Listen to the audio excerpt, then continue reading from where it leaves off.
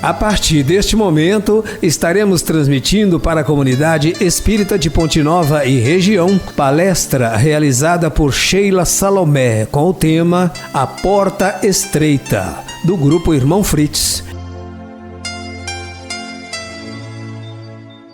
Boa noite, que Jesus nos ampare, nos proteja, nos guie.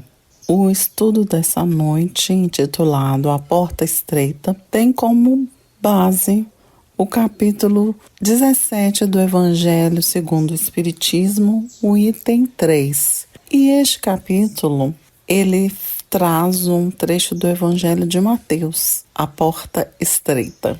Entrai pela porta estreita, porque larga é a porta da perdição, e espaçoso o caminho que a ela conduz. E muitos são os que por ela entram. Quão pequena é a porta da vida, quão apertado é o caminho que ela conduz, e quão pouco a encontram.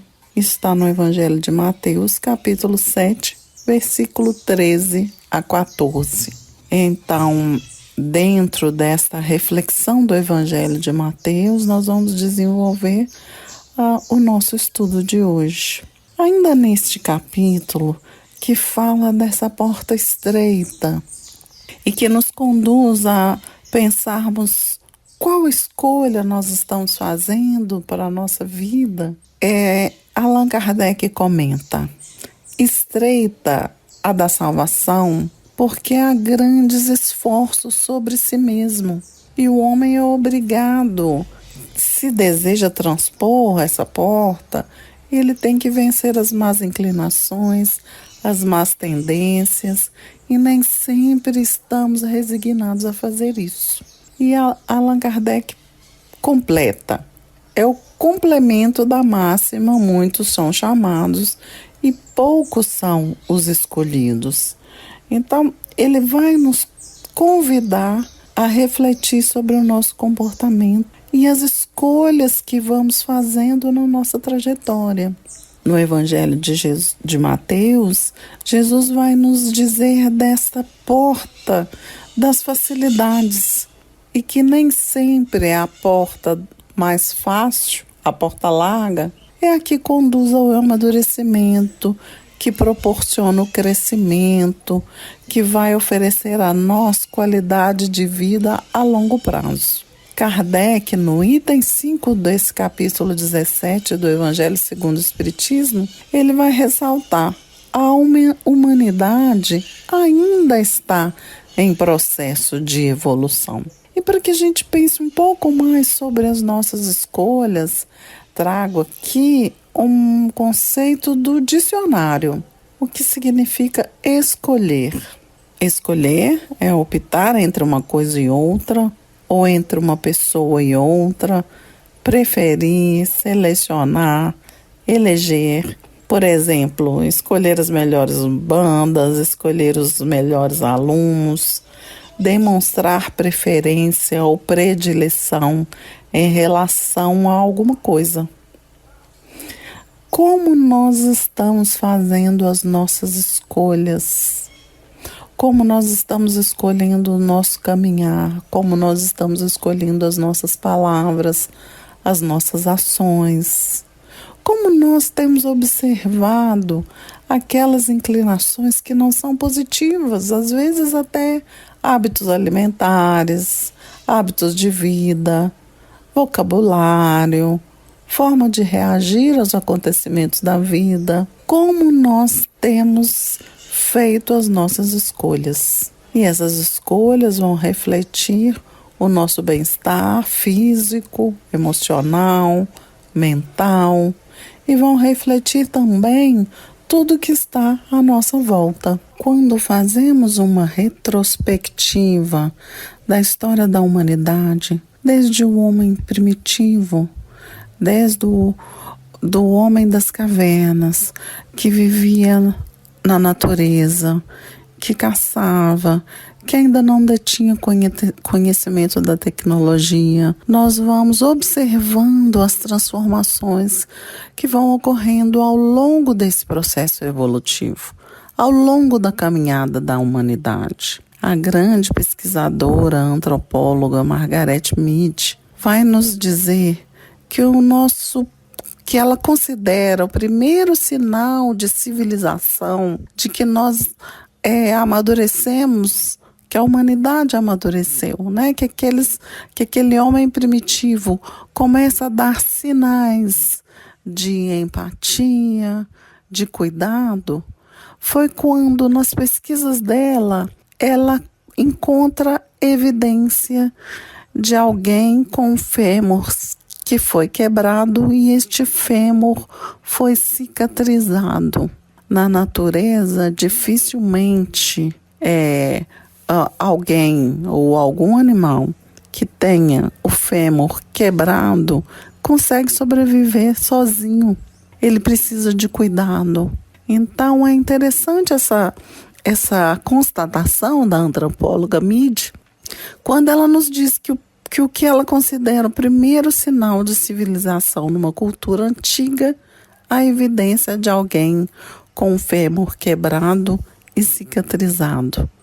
Significa que aquela pessoa recebeu o cuidado, que alguém teve empatia por ela, que aquela pessoa, enquanto se recuperava da fratura, ela recebeu alimentação, ela foi protegida contra as intempéries do tempo, porque estamos falando daquele homem que vivia em condições muito precárias, né? Vivia na natureza, não tinha casa, vivia fugindo de predadores. Então, aquela pessoa que recebeu cuidado e aquela pessoa que cuidou, ela fez escolhas. Ela poderia ter deixado esse companheiro, esse colega de tribo, sozinho à própria sorte, mas não, abriu mão de algo para atender essa pessoa, para cuidar dessa pessoa. Nós estamos falando aí de um exemplo de porta estreita. A porta larga podia simplesmente fazer a escolha assim, olha, quebrou a perna, não tem condições de seguir, não tem condições de fugir dos animais, não tem condição de fugir do tempo, vai ficar aqui à própria sorte. Mas não foi isso. Essa pessoa que cuidou, ela abriu mão de uma série de coisas. Ela protegeu, ela alimentou.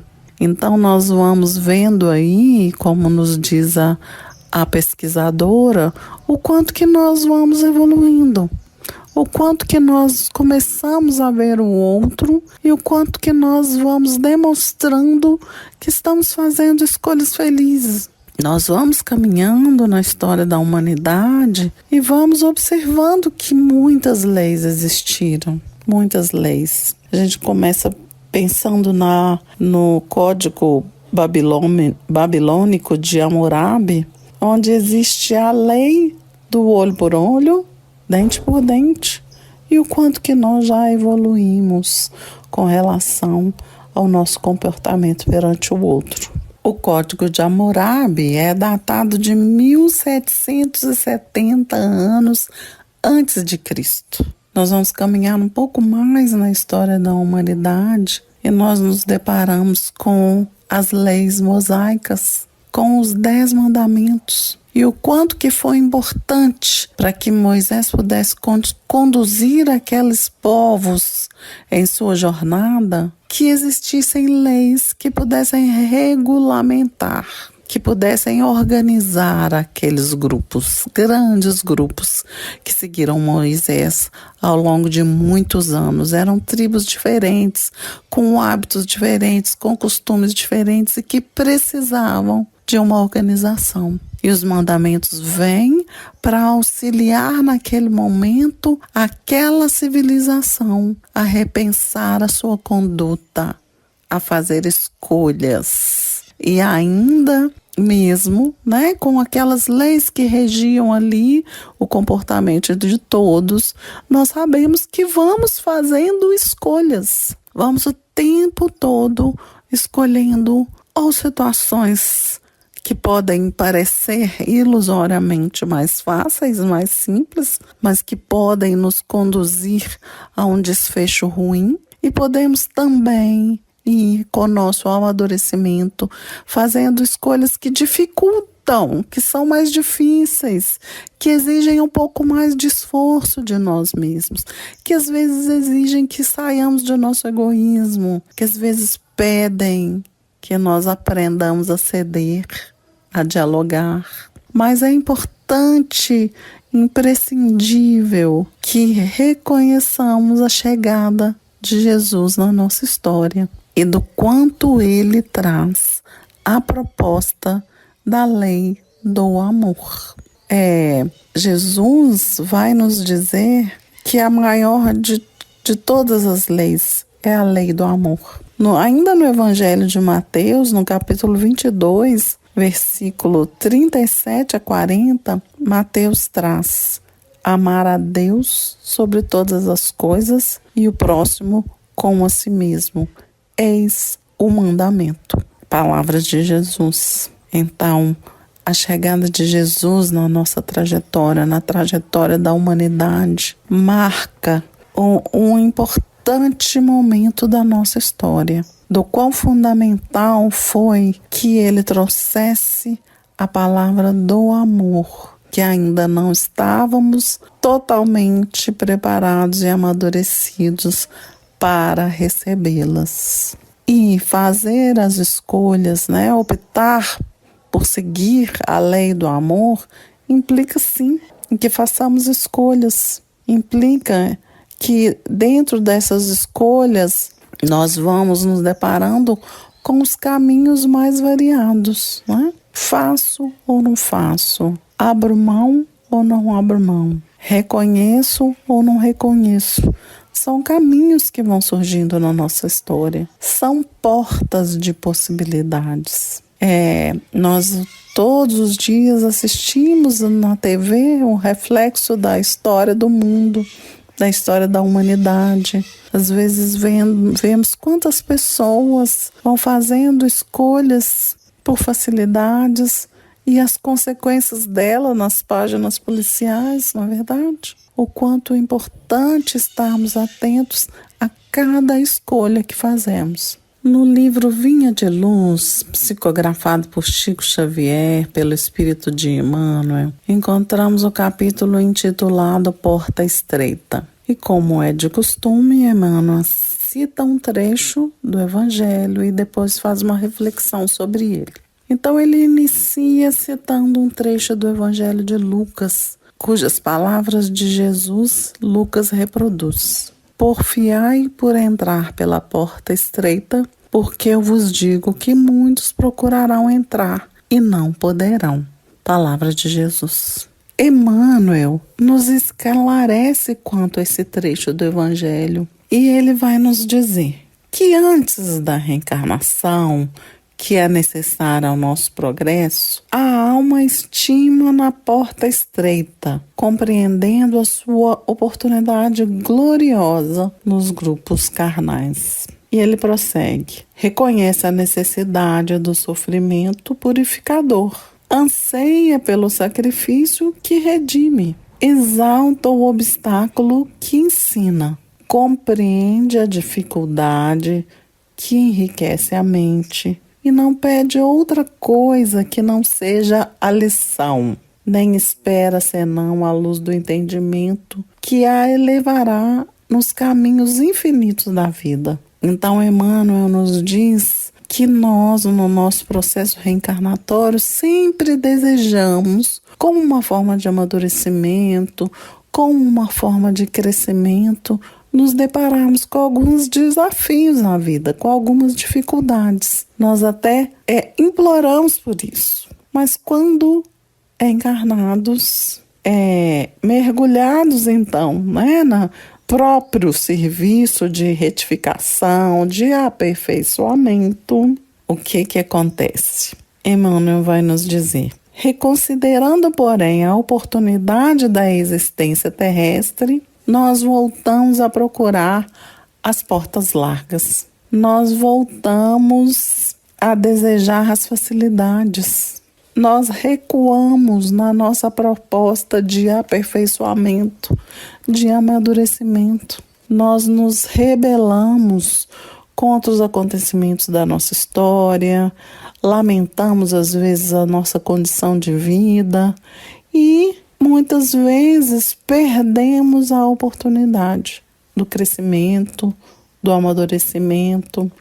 No livro Parábolas e Ensinos de Jesus, Caibar Schutel vai nos dizer que para subir-se pela estrada da evolução e entrar pela porta do progresso, é preciso prudência, fortaleza, temperança, retidão, fé, esperança e caridade. Por isso, estreita é a porta e apertado é o caminho que conduz à vida, e poucos são os que acertam nela. A estrada do progresso vê-se com os olhos da alma, e a alma deseja ardentemente para a aquisição dos seus destinos felizes. Que nós possamos seguir a lei do amor, a lei de Jesus. Encerramos aqui com o Evangelho de João, onde Jesus vai nos dizer: eu sou a porta. Se alguém entrar por mim, será salvo. Entrará e sairá e achará pastagem. É importante que sigamos os caminhos, os passos de Jesus, para encontrarmos a paz e a serenidade, para fazermos as nossas escolhas da melhor maneira possível. Que Jesus nos ampare, nos proteja, nos guie hoje e sempre.